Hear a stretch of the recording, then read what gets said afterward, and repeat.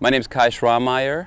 I am the National Development Coach for Tennis Canada for wheelchair tennis. I've been coaching on and off for a good 10 years now. I started coaching in my career as an active competitive athlete. I volunteered with programs and got into it more seriously about 6-7 years ago when I did a development project for the International Tennis Federation, went to South America, helped to develop a program there, and then coached in BC, in Vancouver where I live, and I've been in my role since November 2010 now for Tennis Canada. All the coaching methodology applies, as in, passion is the key ingredient. You want to make a difference in that person's lives. You want to make a person a better athlete. As far as the techniques, the good thing about wheelchair tennis is that it's tennis, so you're not reinventing something new. You're just adding certain aspects like mobility, certain tactical considerations, but the big advantage is that tennis coaches have that 80% of the background to coach wheelchair athletes as well. I think I would almost say playing sports is a human right. Everybody should be entitled to do so. So there's no real difference as far as giving people the opportunity to play sports. And it's amazing what happens when you have an athlete in a wheelchair out for the first time. He or she hits a clean tennis ball and they're hooked, and then you have to make it fun. And I'll talk in length to my workshop participants today about the aspect of fun. But as long as it's fun, there is no real difference between coaching athletes with a disability or able-bodied athletes.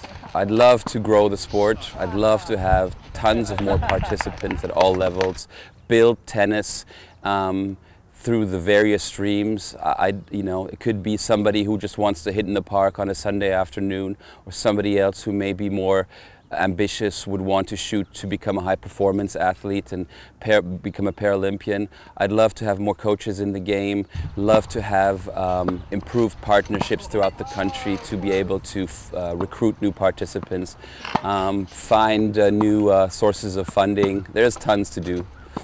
It is completely satisfying when you're out there and you have the chance to make a difference in somebody's life.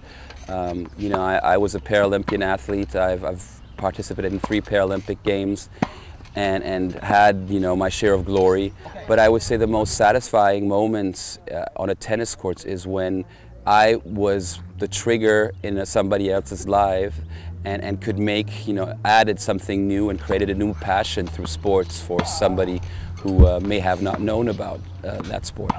I clearly remember years back, must be 10, 15 years back, I was doing a workshop in Germany and for beginners, and this highly autistic kid came out in a wheelchair, and he had that stone cold, rigid face, no emotions, and I was just observing him throughout the morning. And when then we got into hitting tennis balls, and I basically just dropped the ball.